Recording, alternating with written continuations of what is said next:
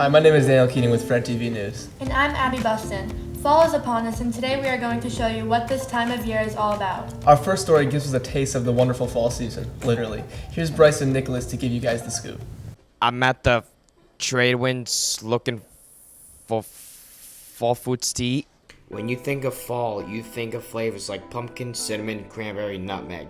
Equally as plentiful are the foods that have these flavors. Foods such as pumpkins, turkeys, stuffing, cranberry muffins, and more. My favorite fall foods to make for this season, I try to utilize the stuff that's in season, like apples. So apple cider donuts and apple pies, and learn how to make the pie crust for all the harvest pies. I also like to incorporate pumpkin because this season's great time for nice big ripe pumpkins. So we do pumpkin seeds and pumpkin pie, squash pie, really those colorful harvest autumn foods that everybody likes to have. My favorite fall foods are probably pumpkin pie because I really like the taste of them and they're really sweet and like cinnamony. Macaroni and cheese and like turkey. Favorite fall foods would probably be spaghetti with chicken parmesan because it's the best time when you're looking outside and you see the fall leaves and you're just eating spaghetti. It's the best. Foods is apple pie because it goes good with like anything. And last but not least, we can't forget about fall-flavored drinks. From flavored coffees to apple cider, there are plenty of drinks to choose from to satisfy your taste buds.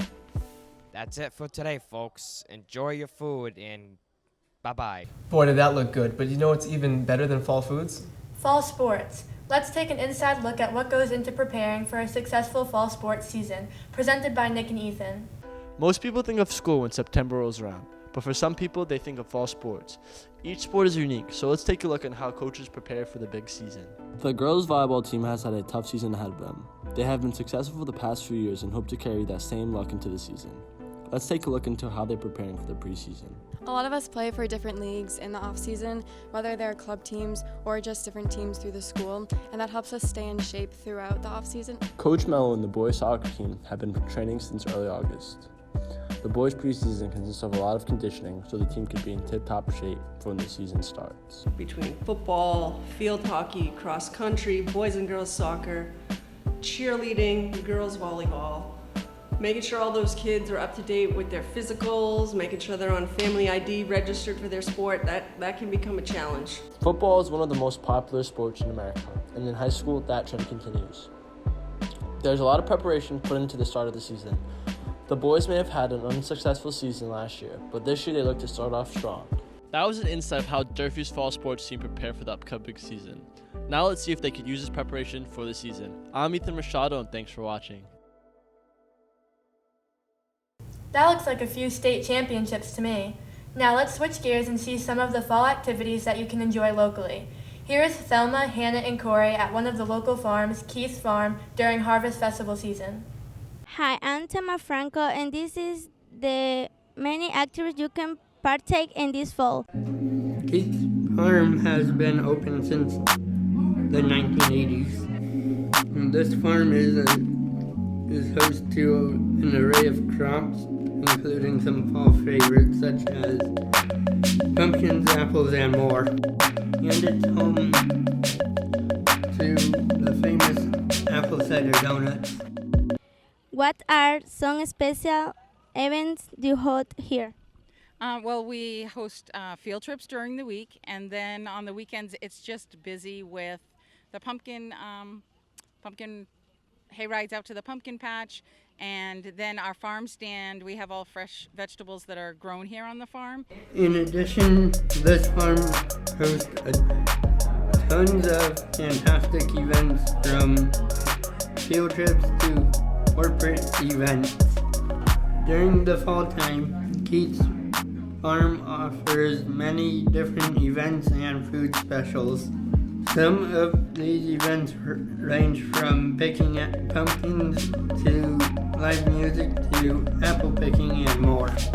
Some of the delicious food specials they offer during the fall is apple cider donuts. What make you eat to combat at the Kids Farm every year? I come here every year, and I've been coming here since my 37-year-old son was 4 days old. We had 5 children in our family, and that's the first year we started apple picking, and we've been coming to Keith's every year ever since. The farm has offered countless fun activities throughout the years of it being open.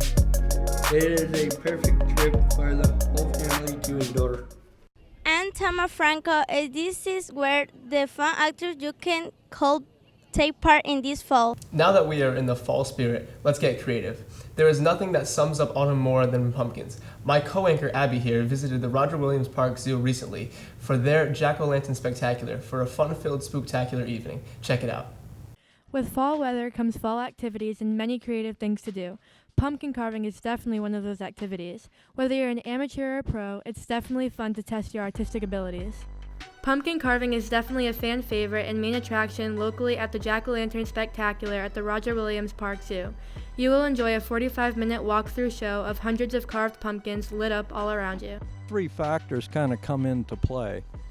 The illuminated art, the background music, and the lighting on the landscape. So that's kind of the concept. If I start on a pumpkin, I'll take a simple ballpoint pen and I'll sketch out something. And it'll reach a point that I'm satisfied with that image, and I'll use a permanent base marker so that the rain doesn't wash the image away. Carving pumpkins has become a tradition that many families partake in during the fall and Halloween season. No matter what your level of artistic ability, pumpkin carving can be enjoyed by all. So we do our design first. We kind of like map it out, and then we use a lot of grayscale coloring in our artwork. Then when we get the call that they're ready for us to carve the pumpkins, we start carving them. Altogether, it probably takes anywhere, depending on the image of the pumpkin, it can take anywhere from 3 to 6 hours just to draw. And then again, with the carving details, again, it's another 3 to 6 hours in carving. Carving pumpkins goes back hundreds of years in Irish history. Back then, carving turnips and squash were more popular than using pumpkins. Today, pumpkin carving is still very much alive. People all around the world take it as a serious art and tradition for the season of fall to represent the holiday of Halloween. As you can see, this looks spectacular. Try it at home or come visit the Jack-O-Lantern Spectacular that runs from October 3rd to November 3rd. I'm Abby Buston. See you gallows later. That artwork was truly amazing. Yes, it really was. And did you know that not only does it take like 6 hours to make each of those, but every few weeks, depending on the weather, each pumpkin needs to be recreated. That's unreal. Do you want to know what else is unreal and crazy good? Cake pops. I heard all about your visit to Tradewinds recently to make those, and you didn't even save me one. Take a look. Pumpkin spice is a popular trend. So popular, in fact, that it gets marketed as early as August. So how many foods are out there that have pumpkin spice?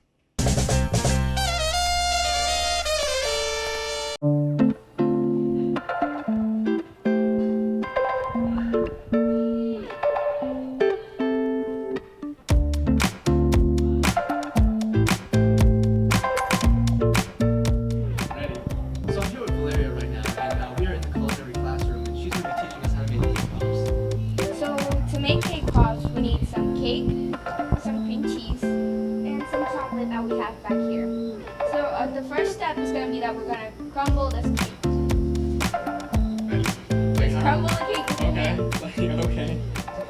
This is very fun. You gotta crumble it like as if you want A lot crumbs. more? Yeah. Oh man. Like sand. It's gonna Oh look yeah. like sand. Okay. Because we're gonna add the cream cheese. So go ahead. Okay, so right now we're gonna add the cream cheese to the mixture. And we're gonna keep mixing now. With my hands? Yes. Okay. So you do this often, huh? Doing a great job, Daniel. Thank you. So after we add the cream cheese and you get a cookie dough consistency, you get a scoop, a regular size scoop, and you just scoop it out. I'm just gonna scoop it out. Okay, so like that. That's a little too much, right? Yeah, and then you just okay. rub it up against Oh, I the see. wall. Okay. You have Okay. it? Yeah. Oh. Now you roll it into a ball. Oh, okay. Cool. My symmetry is very off, so if this looks like an oval at the end, it's my fault, not hers.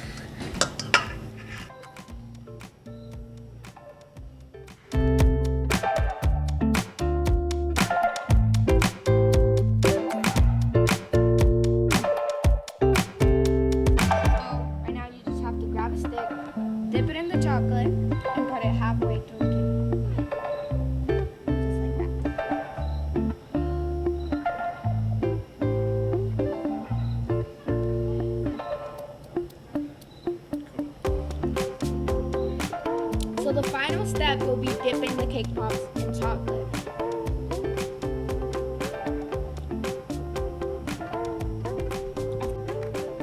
This is my attempt at doing that.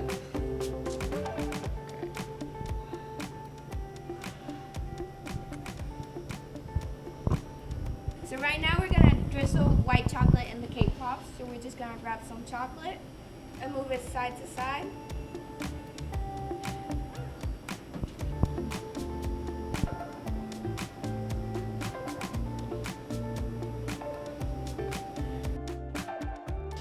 Adding some sprinkles on top. So we're gonna put some in the cap.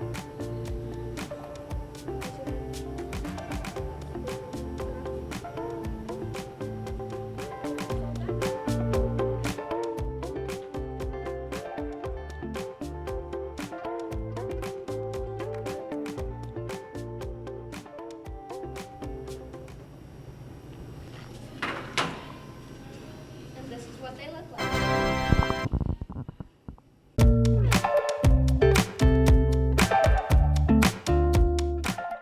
Well, those cake pops are great, and the best thing about them is they're really easy to do at home. Back to you guys in the studio. Oh, how I love the fall. It is truly a great time of year. Well, that's all we have for today, folks. I'm Abby Buston. And I'm Daniel Keating. Have an awesome autumn and a wonderful Thanksgiving, everyone. Is that good?